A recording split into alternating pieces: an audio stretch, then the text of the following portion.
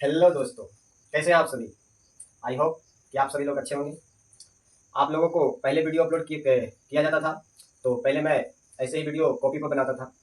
और ये जो जितना सारा वीडियो अपलोड हुआ है, पिछला वाला वीडियो, सब जितना वीडियो है सब बिना फेस के हम अपलोड किए हैं। आप लोगों ने हमको अभी चेहरे में नहीं वीडियो बनाते देखा होगा, तो आज मैं अपने फेस को जो है लाइव दिखा रहा हूँ। तो हमारे पीछे जो लगा है डिजिटल बोर्ड लगा हुआ है, और ये डिजिटल बोर्ड जो लगा है हम अपने गाँव विलेज ट्यूशन में लगाए हैं। और ये लगाने का कारण बहुत सारा रीज़न है। और हमारे यहाँ पिछले वर्ष कुछ बच्चे का जो रिजल्ट था वो काफ़ी बढ़िया आया था। इसी कारण से हम ये डिजिटल बोर्ड लगाए, और कि और से बेहतर नंबर यहाँ से अगेन हो सके। पिछले साल का जो हमारे बच्चे का रिजल्ट था ट्यूशन का, जो पिछला 2025 में जो एग्ज़ाम है रिजल्ट आया है मैट्रिक बोर्ड का, तो उसमें जो हाईएस्ट नंबर मेरा स्टूडेंट का जो था तो 470 नंबर था। 470 मार्क्स हाईएस्ट था, और इससे जो कम था सब 400 कितना था, 400 से प्लस मार्क्स। तो ये भी रीज़न था कि बच्चा जो है बढ़िया नंबर लाता है, और यहाँ से जो है तैयारी बढ़िया बेहतरीन तरीके से की जाती है। तो इसीलिए हम एक साल थोड़ा वेट किए, फिर एक ऑफलाइन की क्लास से चलता है उससे जो इनकम आया, तो उसी से हम क्या किए, डिजिटल बोर्ड ले लिए। तो डिजिटल बोर्ड लेने का कारण ये भी सब था। तो इस पर हम आप लोगों को मैट्रिक बोर्ड परीक्षा 2026 के लिए गणित मैथ जीके क्वेश्चन देखने वाले हैं, जो कि परीक्षा में हूबहू क्वेश्चन यही छपेगा। तो चलिए वीडियो को स्टार्ट करते हैं। और अगर अगर वीडियो अच्छा लगे तो दोस्तों को भी बताइए और सब्सक्राइब कीजिए, और ज़्यादा से ज़्यादा सपोर्ट कीजिए, क्योंकि जितना आप सबको सपोर्ट कीजिएगा उतना हम आगे वीडियो अच्छा से बना पाएंगे। तो चलिए शुरू करते हैं। ये थंबनेल ही देख के पता चल गया होगा कि मैट्रिक बोर्ड परीक्षा 2026 के लिए जो है गणित में वीवीआईपी की क्वेश्चन पेपर में यही छपेगा। पेपर में यही छपेगा कहने का मतलब ये हुआ कि इससे जितना सारा क्वेश्चन आएगा तो उससे जो है बहुत सारा क्वेश्चन आपको परीक्षा हॉल में देखने को मिलेगा। इससे ही बहुत सारा आपको क्वेश्चन, कम से कम जो है इससे क्वेश्चन आपको 30 से 35 नंबर इससे अगेन हो जाएगा।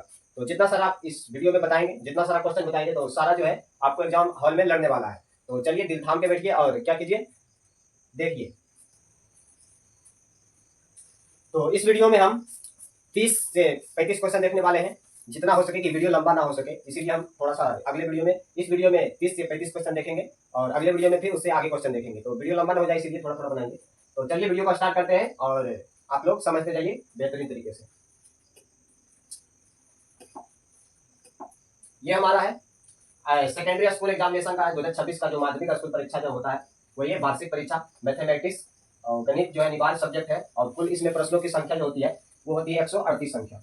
कुल प्रश्न की संख्या होती है 138। ऑब्जेक्टिव और सब्जेक्टिव दोनों मिलाकर कितना होता है, 138 क्वेश्चन। 138 क्वेश्चन में जो होता है वो होता है 100 को सब्जेक्टिव ऑब्जेक्टिव क्वेश्चन हो जाता है, और 30 को जो होता है 2 नंबर का क्वेश्चन सब्जेक्टिव क्वेश्चन हो जाता है, और 8 को जो हो जाता है वो 5 नंबर का क्वेश्चन हो जाता है। वो 5 नंबर का क्वेश्चन होता है। ये 2 नंबर का होता है 30 को, और ये 8 को होता है 5 नंबर का क्वेश्चन, जो कि सब्जेक्टिव में देखने को मिलता है। और इसमें जो है बनाना रहता है कितना, 100 में जो बनाने को रहता है 50 ऑब्जेक्टिव। 100 में कितना बनाना रहता है, 50 ऑब्जेक्टिव। 100 में से आधा भी बनाने को रहता है, और इसमें भी आधा ही होता है। 30 में जो बनाना है 15 को, और 8 में कितना बनाना है, 4 को। तो इस सरकार जो है बहुत ही हल्का एग्जाम लेता है। मतलब एक तरह से कह सकते हैं कि बच्चा जो है आधे आधा कॉन्सेप्ट, मतलब आधा चैप्टर ही पढ़ के, पूरा किताब नहीं खत्म हुआ फिर भी जो है 3-4 चैप्टर कुछ पढ़ के हम पूरा मार्क्स अटेन कर सकते हैं, यानी कि 100 में 100 ला सकते हैं। तो इससे मतलब आधा भी पूछा जाता है। तो बहुत ही हल्का रहता है। जो थोड़ा सा भी मेहनत बच्चा करता है वो तो बता देता है। तो जो मेहनत करता है वो बताएगा, और जो मेहनत नहीं करेगा तो उसका तो कोई उपाय नहीं है। तो चलिए इस वीडियो में शुरू करते हैं। और जो मार्क्स का पूरा रहता है 100 मार्क्स का रहता है। जितना सारा मैथ का जो सब्जेक्ट होता है 100 नंबर का होता है। तो 100 नंबर में 50 को रहता है ऑब्जेक्टिव, और 50 नंबर का रहता है सब्जेक्टिव। तो यहाँ पर जो निर्देश दिया हुआ है ये विद्यार्थी के लिए है कि परीक्षार्थी ओमान उत्तर पत्रक पर अपना पुस्तिका क्रमांक 100 अंकों 10 अंकों का अवश्य लिखे। मतलब कहने का मतलब ये हुआ कि 10 ऑब्जेक्टिव बनाना अनिवार्य है। आप 10 ऑब्जेक्टिव के बिना नहीं, मतलब छोड़ नहीं सकते, बिना 10 को बने छोड़ नहीं सकते। तो 10 अंक को बनाना जरूरी है। तो चलिए ये सब तो पढ़ लेंगे। तो इसको चलिए आते हैं क्वेश्चन पे।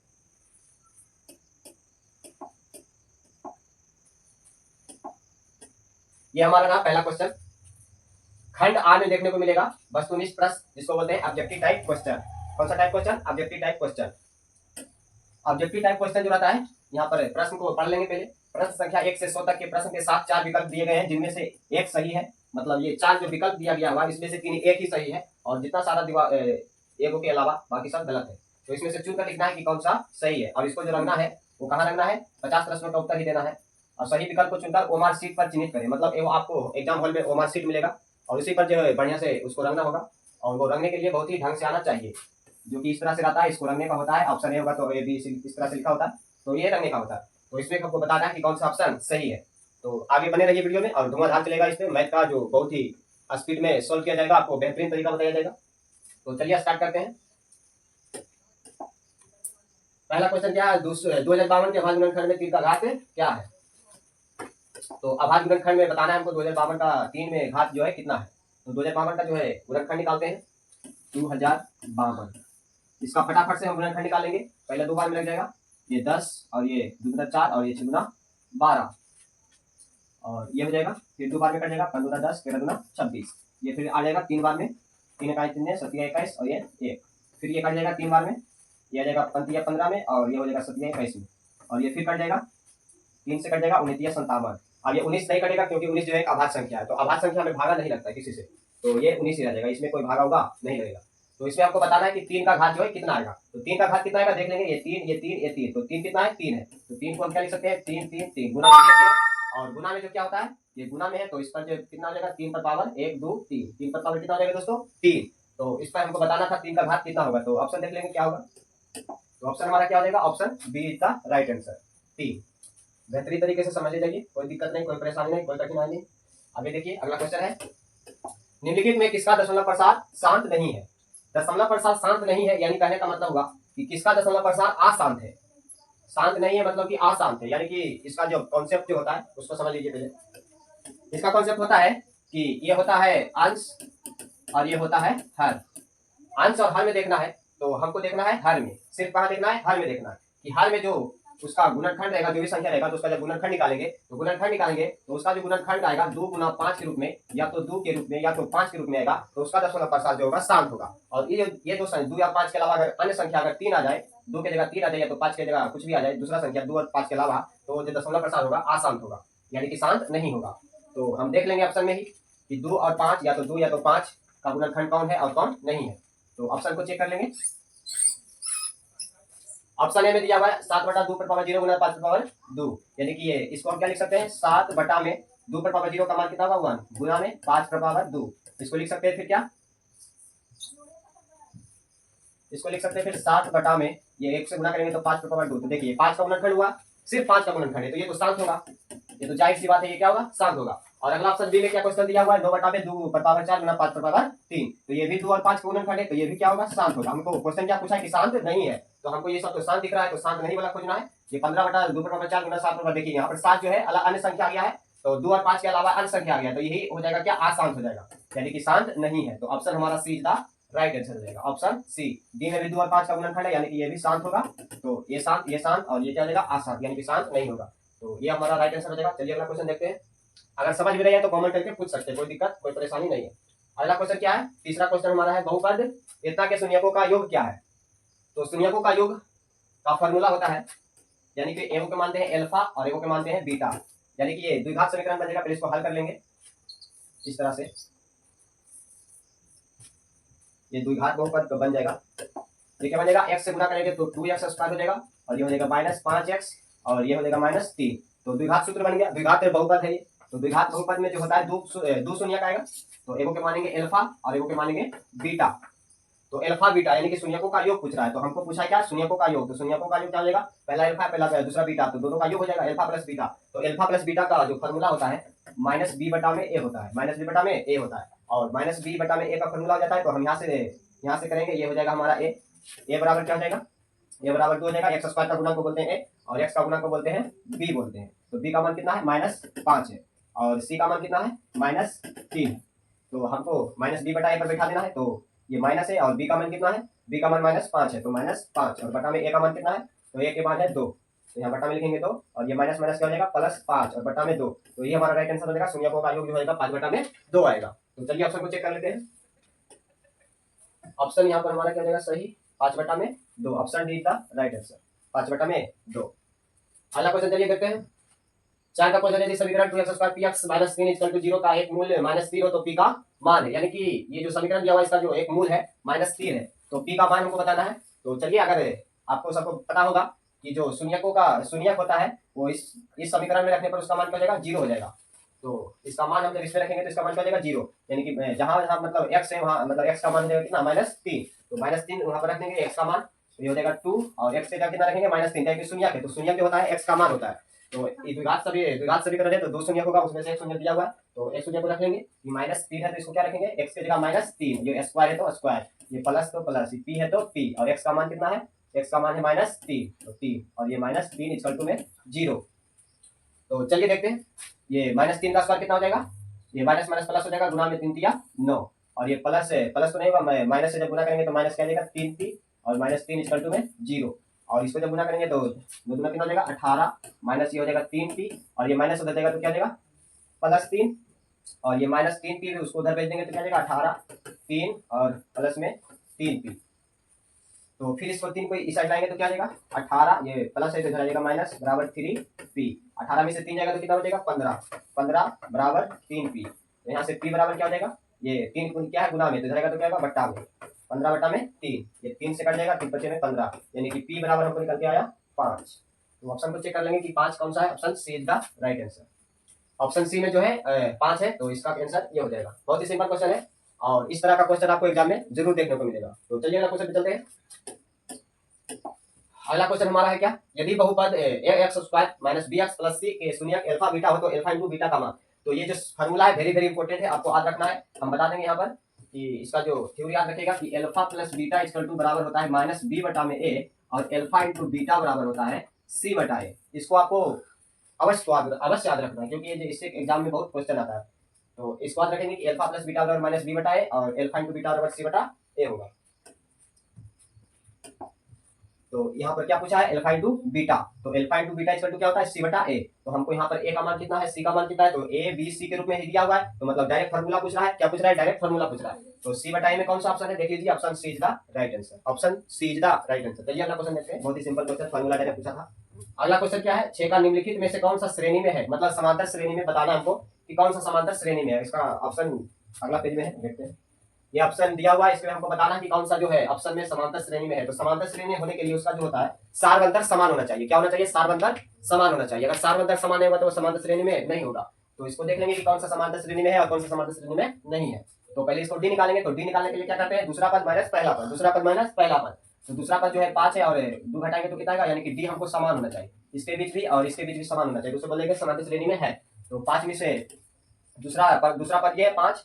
देखिए ऑब्जेक्टिव क्वेश्चन को जितना शॉर्ट तरीके से बनाइएगा उतना ही आपको फेल लगेगा, और डिटेल में जाने की कोशिश कभी मत कीजिएगा। इसको शॉर्ट में ही बना लेंगे, क्योंकि हमको सिर्फ ऑप्शन देखना है, ना कि मतलब कि यहाँ पर सब्जेक्टिव क्वेश्चन बना रहे हैं कि पूरा थ्योरी लिख दो। जितना शॉर्ट बनाइएगा उतना आपको फायदा करेगा। तो चलिए शॉर्ट में बनाते हैं कि द्वितीय पद माइनस प्रथम पद, द्वितीय पद कितना है 5 और प्रथम पद कितना है 2 है, तो -2 कर देंगे। अच्छी बैठिए कार,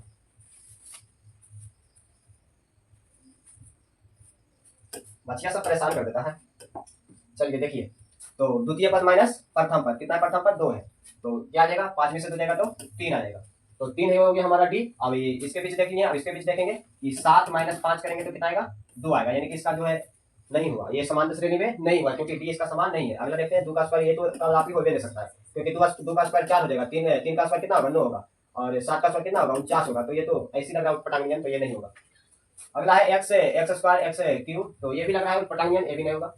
अगला क्वेश्चन क्या है 1 3 5, तो 3 में से 1 घटाएंगे तो बचेगा 2, और 5 में से 3 घटाएंगे तो बचेगा कितना 2, यानी कि 2 और 2, मतलब इसके बीच भी 2 आया, और समांतर, और ये भी आया कितना 2, सारबंधक 2, तो यानी कि यही ऑप्शन हमारा हो जाएगा, यही है समांतर श्रेणी में, और ये सब समांतर श्रेणी में नहीं है। जिसका डी समान होगा वही समांतर श्रेणी में होगा, तो option D is the right answer. अगला क्वेश्चन चलिए देखते हैं, 7 का जो है त्रिकोणमिति का क्वेश्चन है। त्रिकोणमिति में जो है बहुत ही क्वेश्चन पूछा जाता है, त्रिकोणमिति को आपको फार्मूला से बहुत ही क्वेश्चन आता है, तो त्रिकोणमिति में जितना सारा फार्मूला है आपको याद कर लीजिएगा। अगर त्रिकोणमिति में जितना सारा फार्मूला है आपको नहीं पता है, तो हमारे चैनल पर गणित में जो जितना सारा फार्मूला है पूरा ऑल फार्मूला वो वीडियो अपलोड हुआ है, तो वहां पर जाकर देख सकते हैं। जितना सारा फार्मूला है 10th क्लास का जो गणित में सारा क्वेश्चन है, सारा जो फार्मूला है सारा बताए हुए हैं, तो उसको जाकर आपको वीडियो जरूर देख लीजिएगा, वहां से आपको सबका थ्योरी जो है कंप्लीट हो जाएगा, सबका थ्योरी बताए हुए हैं। तो चलिए 7 का देखते हैं कि क्या क्वेश्चन है। त्रिकोणमिति का 1 + cot स्क्वायर थीटा इंटू में 1 - cos स्क्वायर थीटा, तो इसका क्या होगा, ऑप्शन हमको बताना है। तो देखिए इसको कैसे बनाएंगे, ध्यान से इसको देखिए कि 1 + cot स्क्वायर थीटा, तो इसका एक फार्मूला होता है, फार्मूला नहीं पता होगा तो ये सब क्वेश्चन नहीं बन पाएगा, तो फार्मूला को अनिवार्य याद रख लीजिए कि 1 + cot स्क्वायर थीटा, यानी कि हमको एक फार्मूला याद होता है कि cosec square theta minus cot square theta equal to होता है 1, cosec square theta minus cot square theta बराबर 1।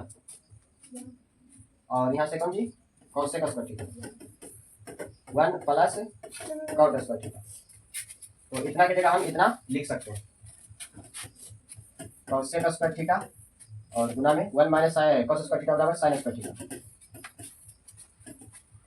कॉसेक स्क्वायर थीटा और गुना में साइन स्क्वायर थीटा बराबर 1। तो option D is the right answer.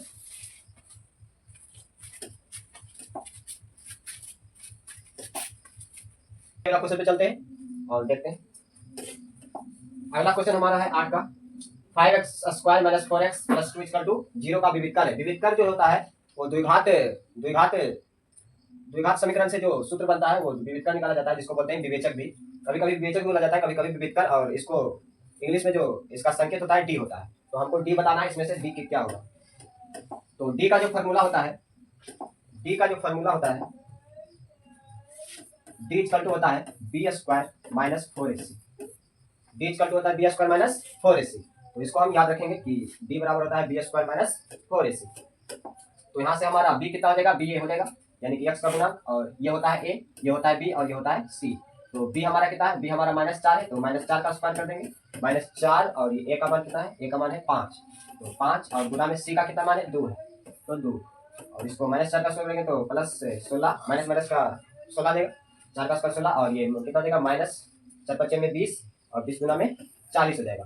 तो उससे 16 - 40 जाएगा, माइनस में आ जाएगा, तो माइनस कितना आएगा, 16 में से 40 आएगा तो यह आ जाएगा 4, और यह आ जाएगा 3 में से 1 गया तो 2, -24 आ जाएगा। तो -24 कौन सा ऑप्शन है, option B. Option B is the right answer. विविधता नहीं पूछा था, जो कि बी स्क्वायर माइनस 4ac का फॉर्मूला होता है, और आराम से निकल गया। तो बी स्क्वायर माइनस 4ac को याद रखेंगे, डी बराबर, और जिसका आंसर ऑप्शन बी। चलिए अगला क्वेश्चन देखते हैं। अगला क्वेश्चन हमारा 9 है कि 2x square minus 4x plus 3 equal to 0 के मूलों की प्रकृति क्या होगी। तो मूलों की प्रकृति हमको बताना है। तो मूलों की प्रकृति जो पता चलता है वो डी निकाल कर पता चलता है, जो कि अभी बताया है कि डी बराबर होता है बी स्क्वायर माइनस 4ac। जो डी बराबर होता है क्या होता है, B square, D equal to B square minus 4ac। तो इसी से पता लगेगा कि इसका जो मूल का प्रकृति है क्या होगा। तो बी स्क्वायर बराबर क्या होगा, बी का मान कितना है, ये बी का मान, और ए का मान हो जाएगा, ये बी का मान, और ये सी का मान। तो ए का मान कितना है, 2 है, तो हमारे को बी का चाहिए, तो बी है -4, और स्क्वायर है तो स्क्वायर, माइनस तो माइनस, 4 है तो 4, यहाँ ए सी होगा। तो ए का मान कितना है, ए का मान हो जाएगा 2, और सी का मान है 3, और -4 का स्क्वायर आ जाएगा 16, और -4 गुना में 8, 8 में 24। तो 24 में से 16 जाएगा तो कितना बचेगा, -8 बच जाएगा। तो हमारा जो डी आया है ऋणात्मक आया है, हमारा डी जो आया क्या है, ऋणात्मक है, यानी कि माइनस में आया है। तो जब भी डी अगर माइनस में आता है तो उसका मूल जो होता है अवास्तविक होता है। क्या होता है, अवास्तविक, मतलब संभव नहीं है, संभव नहीं है, यानी कि हमारा ऑप्शन क्या हो जाएगा, वास्तविक नहीं है, कि वास्तविक और समान, कि वास्तविक और असमान। तो ये हमारा ऑप्शन हो जाएगा कि वास्तविक नहीं है, मतलब कि अवास्तविक है। क्या है, अवास्तविक। तो हमारा option A is the right answer हो जाएगा, कि माइनस में जब भी डी आता है तो उसका जो मूल होता है वो अवास्तविक होता है, मतलब कि वास्तविक नहीं है। तो इसको जो है याद रखिएगा। एक चीज याद रखिए इसमें, कि यदि जो डी होता है, डी बराबर अगर 0 आ जाए, डी बराबर अगर 0 आ जाए, तो उसका जो मान होगा वो मूल होगा, मूलों की प्रकृति जो होगा वास्तविक होगा, वास्तविक होगा, और क्या होगा, समान होगा। क्या होगा, समान होगा, वास्तविक होगा और समान, दोनों जो मूल होगा समान होगा और वास्तविक होगा। और यदि डी जो है 0 से क्या हो जाएगा, 0 से बड़ा, 0 से क्या हो जाएगा, बड़ा। तो 0 से जब भी बड़ा डी आएगा तो उसका मान जो होगा वास्तविक होगा, वास्तविक होगा, और असमान होगा। क्या होगा, असमान, मतलब अलग अलग जो होगा। वास्तविक मतलब मूल तो निकलेगा, लेकिन जो है अलग अलग मूल रहेगा। लेकिन जब भी अगर डी बराबर 0 आ जाए तो मूल निकलेगा, लेकिन दोनों का मूल जो होगा समान होगा, यानी कि समान होगा। अगर डी बराबर 0 आएगा तो, और डी से जो डी 0 से बड़ा होगा तो वास्तविक होगा, लेकिन असमान होगा। और यदि डी जो है 0 से छोटा आ जाए, 0 से क्या आ जाए, छोटा आ जाए। छोटा कहने का मतलब वो है कि माइनस में आ जाए। 0 से छोटा क्या होता है, माइनस होता है, माइनस में कोई भी कुछ भी आ जाए तो 0 से छोटा होता है। तो 0 से जो भी छोटा आएगा तो उसका मान जो होता है वास्तविक नहीं होता, यानी कि अवास्तविक होता है। उसका मूल जो निकालना संभव नहीं है, मतलब वो मूलों की प्रकृति जो है वास्तविक नहीं है। तो इससे याद रखेंगे कि इससे बहुत ही क्वेश्चन आता है। तो चलिए अगला क्वेश्चन पे चलते हैं। 10 का क्वेश्चन है हमारा। निम्नलिखित में कौन x² - 3x + 2 = 0 का एक मूल है। मतलब कि हमको द्विघात समीकरण दिया हुआ है और इसको हमको मूल बताना है कि मूल कौन सा होगा, यानी कि x का मान। तो x का मान जैसे भी निकाल सकते हैं, गुणनखंड विधि से जैसे भी आपको आता है उसे निकाल सकते हैं, द्विघात सूत्र से भी निकाल सकता है। तो इसको द्विघात सूत्र से ही निकालेंगे। चलिए देखिए, हम पहले यहाँ से a बराबर निकाल लेंगे, तो यहाँ पर कुछ नहीं तो 1 है, और b बराबर कितना हो जाएगा, -3, और c बराबर कितना हो जाएगा, 2 हो जाएगा।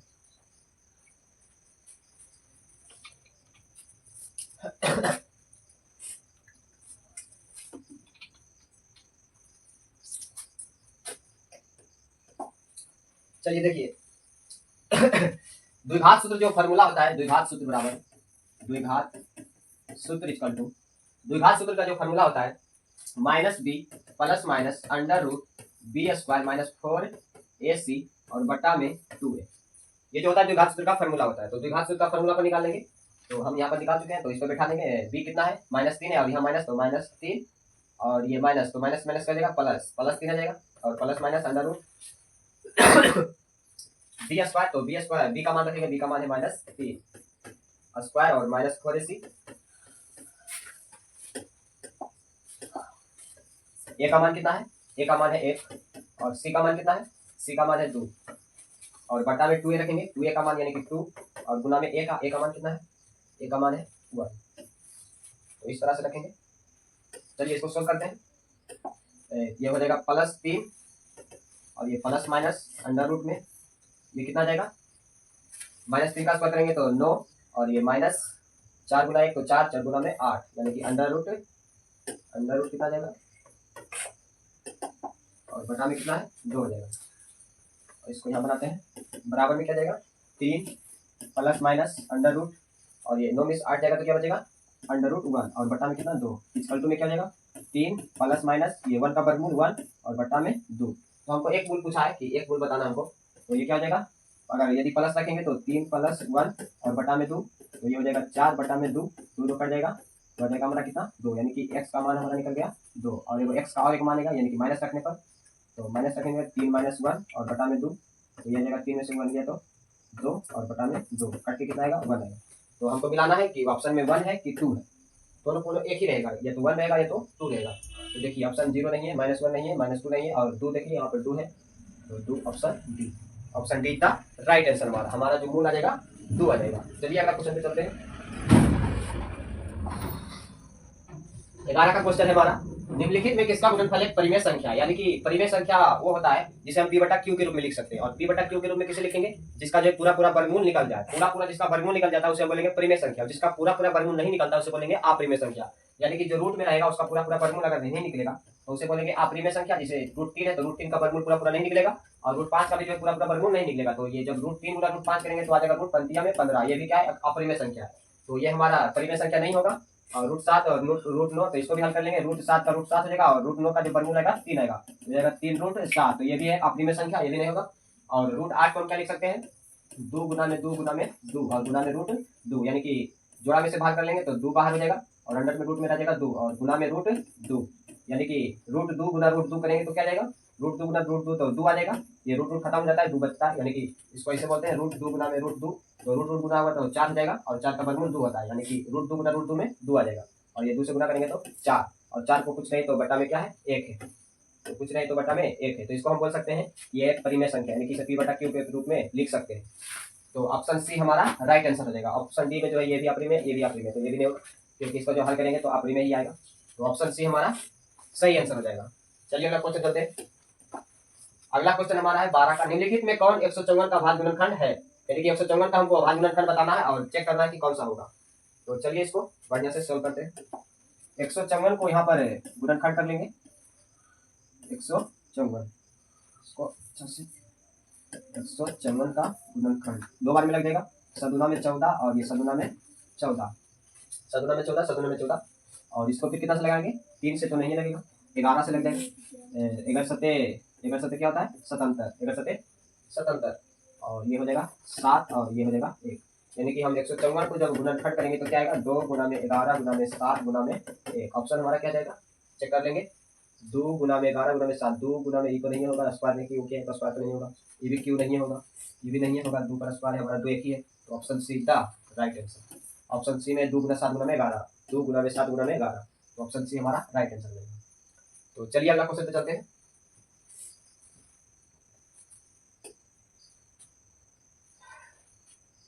अगला क्वेश्चन हमारा क्या है, अच्छा एक क्वेश्चन ऊपर देख चुके हैं।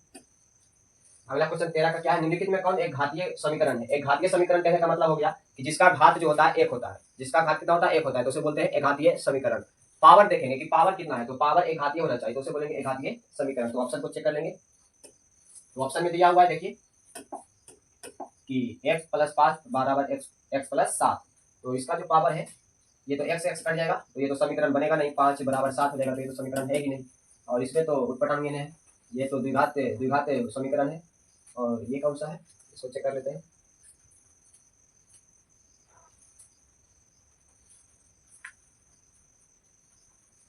इसको जब तोड़ेंगे तो a square plus 2ab plus b square equal to में है x square plus 4x plus 2। तो एक्स स्क्वायर ये हो जाएगा एक्स स्क्वायर प्लस में 2x प्लस में 1 का स्क्वायर 1 इक्वल टू में एक्स स्क्वायर प्लस में 4x प्लस में 2। अब देखिए यहाँ पर एक्स स्क्वायर खत्म हो जाएगा, बराबर के बराबर साइड है तो एक्स स्क्वायर खत्म। अब ये क्या हो जाएगा, ये 2x हो जाएगा तो क्या होगा माइनस में, ये भी माइनस में, इधर 0 बच जाएगा। टोटल को उधर ले चलेंगे तो 4x और ये हो जाएगा माइनस 2x और ये हो जाएगा प्लस में 2 और ये हो जाएगा माइनस 1। तो 0 इक्वल टू क्या होगा 4x में 2x आ गया तो कितना हो जाएगा 2x और ये हो जाएगा प्लस 2 और प्लस 2 मतलब 1 तो घट जाएगा तो 1 हो जाएगा। तो इसका जो घात है 1 है, इसका घात कितना 1 है, तो यही जो है एक घातीय समीकरण है। तो ऑप्शन बी हमारा राइट आंसर हो जाएगा, option B is the right answer. चलिए अगला क्वेश्चन चलते हैं।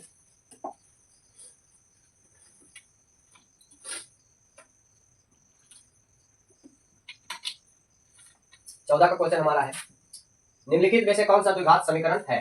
तो हमको इसमें चेक करना है कि कौन सा द्विघात समीकरण है और कौन सा द्विघात समीकरण नहीं है। तो इसको हम आसानी से बताएंगे और आसानी से चेक करेंगे कि इसको जब सॉल्व करेंगे तो ये नहीं आएगा, इसको भी सॉल्व करेंगे तो ये तो एक्स स्क्वायर खत्म हो गया, तो ये द्विघात समीकरण तो बचा नहीं, जिसका घात होना चाहिए 2, तो इसका घात तो 1 बचेगा, तो ये तो द्विघात समीकरण होगा नहीं। तो ऑप्शन जो है सी में देखिए ध्यान से, सी में ऑप्शन जो है 2x square plus 4x plus 2, यानी कि 2x स्क्वायर जो x स्क्वायर पावर है ये तो कटने छटने वाला है नहीं, क्योंकि x स्क्वायर अब कहीं पर है नहीं, कटेगा उठेगा नहीं। तो ये तो हमारा बहुत ही सटीक जवाब हो जाएगा कि option C is the right answer, यही हमारा द्विघात समीकरण है, क्योंकि पावर जो है इसका 2 है। और इसको जब हल करेंगे तो ये तो कट छट जाएगा, लेकिन ये जो रहेगा द्विघात समीकरण, तो ऑप्शन सी हमारा राइट आंसर हो जाएगा। घात देखेंगे कितना। चलिए अगला क्वेश्चन देखते हैं। 15 का क्वेश्चन है, क्या यदि समीकरण 4x स्क्वायर माइनस 3 के x प्लस 1 बराबर 0 के मूल बराबर हो तो के बराबर। तो हम बताए हैं कि जब मूल कब बराबर होता है कि d बराबर 0 आता है तब मूल जो होता है बराबर होता है। d इक्वल टू 0 तो मूल होता है क्या बराबर। तो हम यहाँ पर d से फॉर्मूला लगाएंगे तो d का फॉर्मूला होता है b square minus 4ac equal to में 0 हो जाएगा। जब मूल समान होगा तो d कितना आएगा विविध कर 0 आएगा। तो यहाँ से हमारा a हो जाएगा, ये हो जाएगा b और ये हो जाएगा c। यहाँ से मान बैठा लेंगे कि b का मान है माइनस 3x, b का मान कितना है, b का मान है हमारा माइनस 3x, तो माइनस 3x का स्क्वायर माइनस 4 और a का मान कितना है, a का मान है 4 और c का मान कितना है 1 और इक्वल टू में 0। हमको k का मान बताना है, तो माइनस 3 के का स्क्वायर कितना आएगा, माइनस माइनस प्लस हो जाएगा प्लस k स्क्वायर और ये माइनस 4 चौक 16 और गुना 1 तो 16 इक्वल टू में 0। अब ये माइनस हो जाएगा तो बराबर उस साइड जाएगा तो प्लस हो जाएगा 9x स्क्वायर और बराबर उस साइड जाएगा तो ये प्लस 16। उसके बाद ये 9x स्क्वायर यानी कि 9 को हम उधर भेजेंगे बराबर के उस साइड, तो 16 और ये गुना में तो ये जाएगा भागा में। अब यहाँ से के इक्वल टू निकालेंगे तो पावर जो है 2 है, तो स्क्वायर जब हटेगा तो बराबर के उस साइड जाएगा तो क्या होगा रूट होगा, अंडर रूट होगा, यानी कि प्लस माइनस में हम देखेंगे। जब ये एक्स स्क्वायर जब बराबर के उस साइड जाता है तो रूट में आता है और प्लस माइनस में आता है, क्या आता है प्लस माइनस में, तो बराबर हो जाएगा प्लस माइनस अंडर रूट 16 बटा में 9, 16 बटा में 9 और 16 का जो वर्गमूल होता है कितना होता है 4 होता है, तो ये प्लस माइनस ऊपर में हो जाएगा 4 और 3 का जो वर्गमूल होता है 3 होता है, तो 4 बटा में 3 प्लस माइनस 4 बटा में 3। तो ऑप्शन को चेक कर लेंगे कि प्लस माइनस 4 बटा में 3 प्लस माइनस 4 बटा में 3 प्लस माइनस 4 बटा में 3 प्लस माइनस 4 बटा में 3 प्लस माइनस 4 बटा में 3, option D is the right answer. तो चलिए अगला क्वेश्चन पे चलते हैं।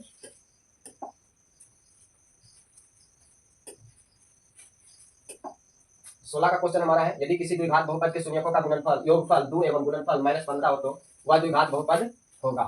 तो हमको यहाँ पर दिया हुआ है कि योगफल जो होता है एल्फा प्लस बीटा बराबर दिया हुआ है 2 दिया हुआ है और एल्फा इंटू बीटा जो दिया हुआ है यानी कि गुणनफल जो है माइनस 15 दिया हुआ है। तो हमको द्विघात क्या बताना है, बहुपद बताना है, तो आराम से बताएंगे।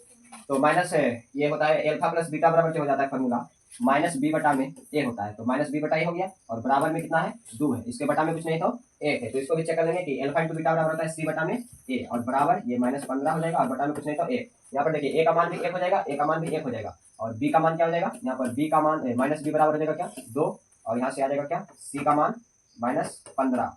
तो हमारा यहाँ से आ जाएगा क्या बी बराबर क्या जाएगा, माइनस उधर चलेगा तो ये माइनस 2 हो जाएगा, यानी कि बी बराबर माइनस 2 और सी बराबर क्या जाएगा, सी बराबर माइनस 15 और ए बराबर क्या जाएगा, इसके बटा में कुछ नहीं तो 1 है, तो ए है हमारा क्या हो जाएगा ए और यहाँ पर भी ए है तो समान है। और जो द्विघात बहुपद का जो व्यापक रूप होता है वो होता है a x square plus b x plus सी।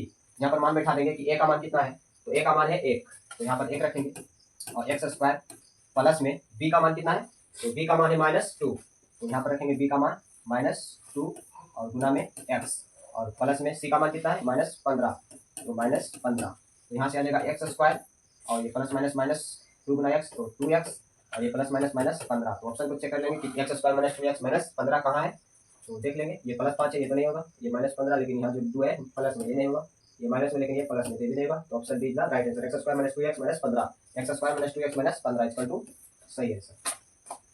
चलिए अगला क्वेश्चन पे चलते हैं। 17 का क्वेश्चन है, निम्नलिखित में कौन सा श्रेणी में नहीं है। निम्नलिखित में कौन सा समांतर श्रेणी में नहीं है, मतलब बताना है कि हमको कौन सा समांतर श्रेणी में नहीं है। तो ऐसे कैसे चेक करेंगे, डी निकालकर समांतर है सारवंतर निकालेंगे, जिसका सारवंतर समान नहीं होगा वही हमारा जो होगा समांतर श्रेणी में नहीं होगा। तो सारवंतर इसका निकालेंगे कि दो पदों के बीच की अंतर, तो 16 - 12 यानी कि दूसरा पद और माइनस पहला पद, तो दूसरा पद हमारा 16 यानी कि डी बराबर फॉर्मूला होता है A2 - A1, तो A2 हमारा है 16 और -12, तो ये हो जाएगा हमारा कितना 4 यानी कि 4 आ जाएगा। और जब इसके बीच निकालेंगे तो 20 - 16, तो 20 - 16 क्या आएगा 4 आएगा, यानी कि इसका 4 यानी कि समांतर श्रेणी में है। और ये भी जब करेंगे तो लगता है ये भी समांतर श्रेणी में है और ये भी समांतर श्रेणी में है, लेकिन ये जो है समांतर श्रेणी में नहीं है, क्योंकि इसको 2 का स्क्वायर करेंगे तो क्या आएगा 4, और 5 का स्क्वायर करेंगे तो 25, और 7 का स्क्वायर करेंगे तो 49। तो इसका कोई जो सारवंतर समान नहीं है, क्योंकि 25 माइनस जब 4 करेंगे तो क्या आएगा 21 आएगा, और 49 - 25 करेंगे तो क्या आएगा 4, और ये आएगा 2 यानी कि 24। तो ये सारवंतर समान नहीं है, तो ये हमारा ऑप्शन बी का राइट आंसर हो जाएगा। यही समांतर श्रेणी में जो है नहीं है, समांतर श्रेणी में ऑप्शन बी का राइट आंसर। अगला क्वेश्चन क्या है, 18 का क्वेश्चन है, समांतर श्रेणी √2 √8 √18 √32 का सारवंतर क्या है। तो सारवंतर निकालने को बोल रहा है दोस्तों, बहुत ही हल्का है। सारवंतर निकालने के लिए बोले तो आराम से प्रथम पद द्वितीय पद माइनस प्रथम पद, इसे बोलते हैं प्रथम पद और इसे बोलते हैं द्वितीय पद। तो डी बराबर क्या होता है द्वितीय पद यानी कि A2 और -A1, ये होता है A1 और ये होता है A2। तो A2 में हम A1 घटा लेंगे तो A2 हमारा कितना है √8 है, √8 में हम घटा लेंगे √2 घटा लेंगे, तो इसको पहले तोड़ लेंगे। √8 को लिख सकते हैं 2 √2 माइनस √2, तो ये एक जाती है, तो 2 √2 में 1 √2 चलेगा तो क्या बचेगा 1 √2 बचेगा, यानी कि √2 बच जाएगा। तो सारवंतर हमारा क्या निकल के गया √2, option B is the right answer √2। चलिए अगला क्वेश्चन पे चलते हैं।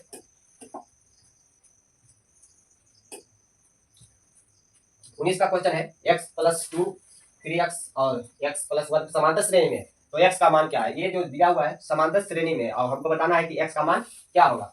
तो x का मान बताने के लिए हमको क्या करना पड़ेगा, इसको समीकरण बनाएंगे। चलिए देखिए कैसे करते हैं। ये प्रथम पद हो जाएगा A1 बराबर x + 2 और A2 बराबर क्या हो जाएगा 3x और A3 बराबर हो जाएगा 4x + 1। तो A1 को तो इतना लिख सकते हैं और A2 को हम क्या लिख सकते हैं A प्लस में D, A प्लस में D लिख सकते हैं। तो A प्लस में D कितना है 3x, और A का मान कितना है यहाँ पर A1, या तो A का मान है x + 2, यहाँ पर मान रख देंगे x + 2, A का मान रख दिए x + 2, तो ये बराबर क्या है ये प्लस हो जाएगा D बराबर 3x बराबर क्या जाएगा 3x। अब यहाँ से D का मान निकालेंगे, D इक्वल टू क्या जाएगा 3x, और ये दोनों प्लस में तो आ जाएगा तो माइनस में -x और ये -2, तो D बराबर क्या जाएगा 3x - x बराबर 2x और ये -2। तो D का मान हम ये समीकरण में रखेंगे, और A3 को हम क्या लिख सकते हैं A + 2D, A3 को क्या लिख सकते हैं A + 2D। यानी कहने का मतलब हो गया कि अगर A5 दिया रहे तो A5 को हम लिखेंगे A + 4D, अगर A7 दिया रहे तो लिखेंगे इसको A + 6D, यानी कि एक घटा के लिखते हैं। तो A3 को हम क्या लिख सकते हैं इतना लिख सकते हैं, और A3 को जो दिया हुआ कितना है 4x + 1, और यहाँ पर हम A का और D का मान रखेंगे, क्योंकि A का मान जो कितना है A का मान है इतना और D का मान जो कितना है ये निकाल कर लाए। तो यहाँ पर रख देंगे A का मान है x + 2 और +2, और D का मान कितना है 2x - 2, और बराबर में क्या हो जाएगा 4x + 1। यहाँ से x + 2 और +2 से गुना करेंगे तो गुना 4x, और ये -4 बराबर 4x + 1। अब देखिए 4x और ये 4x खत्म हो जाएगा, बराबर के उस साइड है, तो अब यहाँ से क्या जाएगा x + में 2 -4 बराबर में 1, ये 1 बच जाएगा। अब ये आ जाएगा x और +2 और -4 तो -2 आ जाएगा बराबर 1, तो x बराबर क्या आएगा -2 आ जाएगा, तो +1 + 2 यानी कि x = आ गया 2 + 1 तो 3, यानी कि x का मान हमको 3 आ गया। तो ऑप्शन हमारा क्या जाएगा option C is the right answer. हमको x का मान ही बताना था। तो चलिए अगला क्वेश्चन समझते हैं। 20 का क्वेश्चन है, और इस वीडियो ज़्यादा ही काफ़ी लंबा हो चुका है, तो अगले वीडियो में हम फिर नेक्स्ट करेंगे। फिर इस क्वेश्चन देखते हैं। चलिए अगला क्वेश्चन देखते हैं। 20 का क्वेश्चन है। 33 डिग्री इंटू में साइन 30 डिग्री इंटू में cos 60 डिग्री इंटू में cosec 30 डिग्री। तो इसका जब मान रखेंगे तो क्या आएगा, इसको मान रख देंगे। 33 का मान कितना होता है, 33 का मान होता है 1/√3 और ये गुना हो जाएगा। साइन 30 का मान होता है 1/2 और cos 60 डिग्री का मान होता है √3 और cosec 30 का मान होता है क्या, साइन 30 का मान क्या होगा 1/2 और cosec 30 का मान क्या हो जाएगा 2 हो जाएगा, यानी कि उल्टा हो जाएगा, यानी कि गुना में 2। यहाँ से देखिए √3 और √3 खत्म और 2 और 2 खत्म, यानी कि 1 गुना 1 गुना 1 करेंगे तो क्या जाएगा 1। तो ऑप्शन हमारा कौन सा हो जाएगा, option D is the right answer. एक हमारा आंसर हो जाएगा। 20 का क्वेश्चन सॉल्व हो गया बहुत ही आसान तरीके से। चलिए अगला क्वेश्चन देखते हैं। 21 का है। समांतर श्रेणी इतना का 10वां पद है, तो 10वां पद ज्ञात करने के लिए क्या करेंगे, हमको निकालना है a10। तो a10 बराबर कर देगा a plus 9d, a plus करी 9d। a का मान कितना है 10 और प्लस में 9 और d का मान निकालेंगे, 7 में से माइनस 7 में घटाएंगे -10 करेंगे तो आ जाएगा कितना -3 आ जाएगा। तो हमारा d आ जाएगा -3, यानी कि 10 और ये नोतिया कितना आ जाएगा -27, नोतिया 27। तो जब घटाएंगे 10 -27 करेंगे तो क्या जाएगा -17। 10 पदों का जो कितना आ जाएगा -17। तो 21 का ऑप्शन सी का राइट आंसर हो जाएगा -17।